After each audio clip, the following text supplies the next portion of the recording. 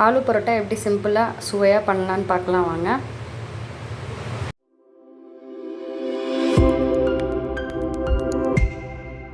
Welcome to Madurai பிரதி kitchen. இன்றைக்கி நம்ம ஆலு பரோட்டா எப்படி செய்ய போகிறோன்னு பார்க்க போகிறோம். அதுக்கு நான் தேவையான அளவு மாவு எடுத்திருக்கேன். அதில் உப்பு போட்டிருக்கேன். அதுக்கப்புறம் கொஞ்சம் வெதுன்னு தண்ணி எடுத்து வச்சு கலந்துக்கோங்க.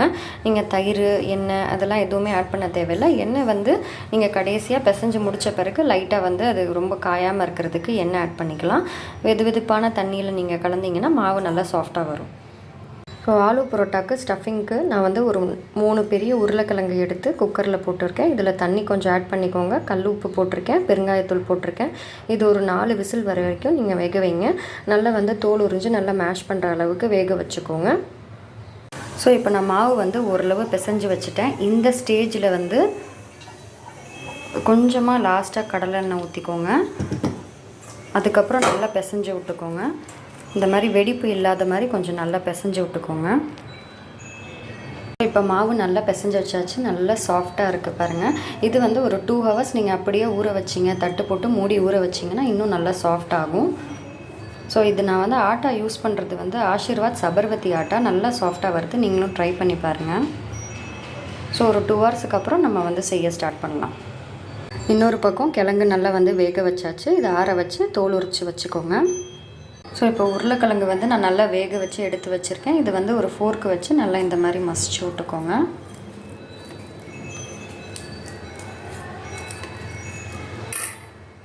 ஸோ இப்போ மசியல் பண்ணுறதுக்கு ஒரு கடையில் நான் கொஞ்சமாக எண்ணெய் நல்லெண்ணெய் விட்டுருக்கேன். எண்ணெய் காஞ்சிருச்சு.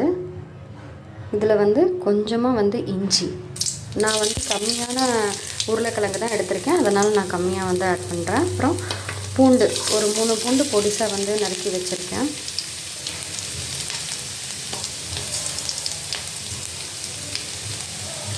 இது பூண்டு கொஞ்சம் பொரியட்டும். ஸோ பூண்டு பொரியும் போதே இதோட கொஞ்சம் மஞ்சத்தூள் ஆட் பண்ணிக்கோங்க, கொஞ்சம் மிளகாத்தூள், கொஞ்சமாக ஜீரகத்தூள்,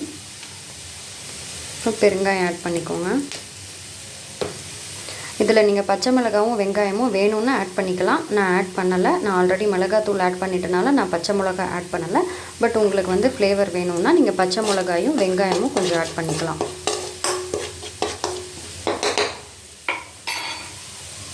இதோட நான் கொஞ்சம் உப்பு ஆட் பண்ணிக்கிறேன். உருளைக்கிழங்குல நான் ஆல்ரெடி உப்பு போட்டிருக்கேன். ஸோ ஜஸ்ட்டு லைட்டாக ஆட் பண்ணிக்கிறேன் நான். அதுக்கப்புறமா கொஞ்சம் கருவேப்பிலை, கொத்தமல்லி கட் பண்ணி ஆட் பண்ணிக்கோங்க. கொஞ்சம் கருவேப்பிலை, கொத்தமல்லி ஆட் பண்ணியாச்சு. இதோட நம்ம மசிச்சு வச்ச உருளைக்கிழங்கு ஆட் பண்ண வேண்டியதாங்க. இப்போ இந்த மாதிரி நல்லா மசிச்சு விட்டாச்சுங்க. இது ஒரு பவுலில் நீங்கள் ட்ரான்ஸ்ஃபர் பண்ணிக்கோங்க. இதில் உங்களுக்கு பச்சை மிளகா வேணும்னா ஆட் பண்ணிக்கலாம், இல்லை வெங்காயம் கூட நீங்கள் ஆட் பண்ணிக்கலாம். நான் ஆட் பண்ணலை, அதுவும் ஆட் பண்ணலாம். ஆட் பண்ணி பிசைஞ்சு கூட வச்சுக்கலாம். அதாங்க ஆலு பரோட்டாக்கு இப்போ ஸ்டஃபிங் ரெடி ஆகிடுச்சு. நம்ம இப்போ ஆலு பரோட்டா பண்ணலாம் வாங்க. ஸோ இப்போ நான் மாவு திரட்டி வச்சு ஒரு 2 ஹவர்ஸ் ஆகிடுச்சு. இப்போ பார்த்திங்கன்னா நல்லா சாஃப்டாக இருக்குது. ஸோ இப்போ நம்ம ஆலு பரோட்டா செய்யலாம்.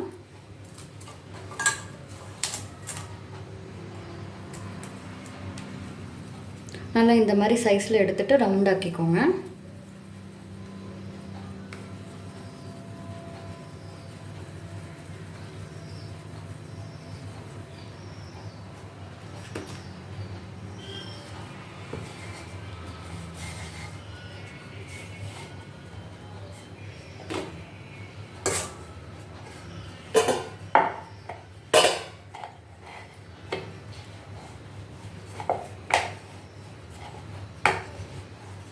ஸோ ஓரளவு இந்த மாதிரி திரட்டிட்டு இந்த உருளைக்கிழங்கு ஸ்டஃபிங் நம்ம கொஞ்சமாக இதில் ஆட் பண்ண போகிறோம்.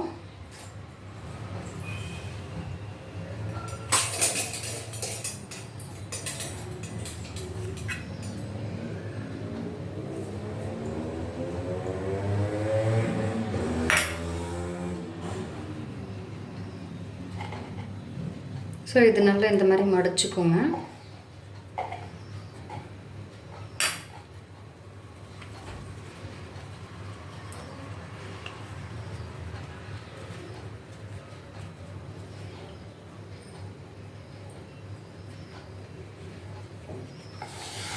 ஸோ மடிச்சுட்டு திரும்ப திரட்ட ஆரம்பிங்க.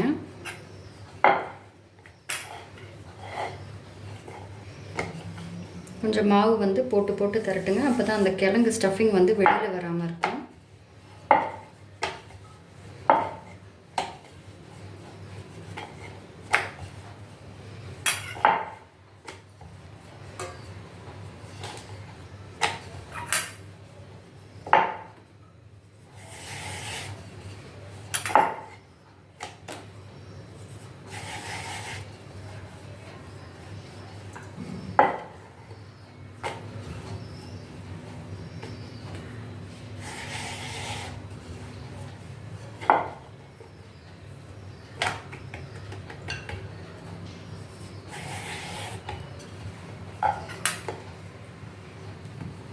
ஸோ அவ்வளோதாங்க, ஓரளவு திரட்டியாச்சு. இப்போ நம்ம வந்து ஜஸ்ட் அப்படியே சுட வேண்டியது தான்.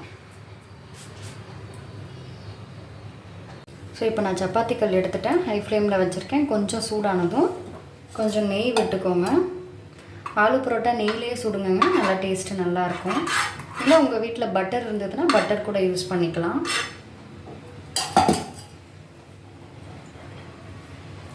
ஸோ இப்போ நான் திரட்டி வச்சதை இதில் போட போகிறேன். ஸோ அதர் சைடும் நல்லா நெய் விட்டுக்கோங்க.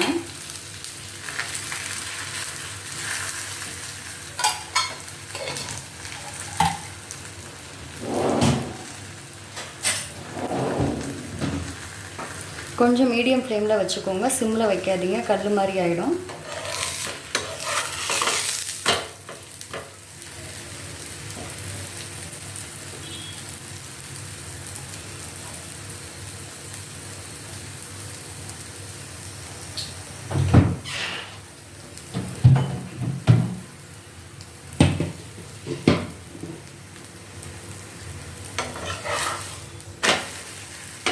ஸோ கொஞ்சம் வெந்த பிறகு ஹை ஃப்ளேம் ஆக்கிக்கோங்க.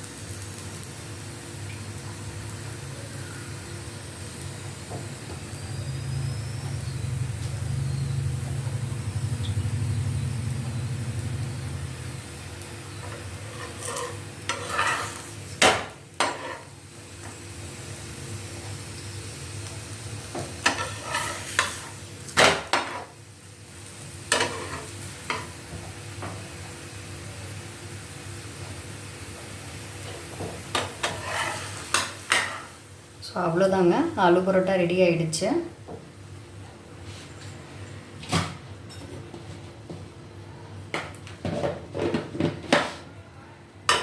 ஸோ இப்போ இதுக்கு வந்து சைட் டிஷ் வந்து என்னென்னா, நான் வந்து தயிர் தான் யூஸ் பண்ணுவேன். பட் நீங்கள் வெறும் தயிராக இல்லாமல் நான் வந்து பேக்கெட் தயிர் தான் எடுத்திருக்கேன். கொஞ்சம் கட்டியாக இருக்கிற மாதிரி, இல்லை நீங்கள் வீட்டு உர வச்ச தயிர்னால் கொஞ்சம் கட்டியாக இருந்தால் நல்லாயிருக்கும். அதில் வந்து கொஞ்சம் 1 ஸ்பூன் அளவுக்கு ஜீரகத்தூள், கொஞ்சம் பெருங்காயத்தூள், கொஞ்சம் உப்பு போட்டு நீங்கள் கலந்து வச்சுட்டு இந்த கன்சிஸ்டன்சிக்கு, அதாவது நீங்கள் தொட்டு சாப்பிட்ற கன்சிஸ்டன்சிக்கு இருந்ததுன்னா சூப்பராக இருக்கும். நீங்கள் ஊறுகாயும் தொட்டு சாப்பிட்லாம், பட் இது தொட்டு சாப்பிட்டா இன்னும் கொஞ்சம் டேஸ்ட்டு சூப்பராக இருக்கும். ட்ரை பண்ணி பாருங்கள். அவ்வளோதாங்க, ஆலு பரோட்டா ரெடி ஆகிடுச்சு. சூப்பராக நல்லா சாஃப்டாக இருக்குது பாருங்கள். குழந்தைங்களுக்கு ரொம்ப பிடிக்கும். இந்த மாதிரி ட்ரை பண்ணி பாருங்கள். பிடிச்சிருந்ததுன்னா லைக் பண்ணுங்கள், ஷேர் பண்ணுங்கள், மறக்காமல் சப்ஸ்கிரைப் பண்ணுங்கள். தேங்க்யூ.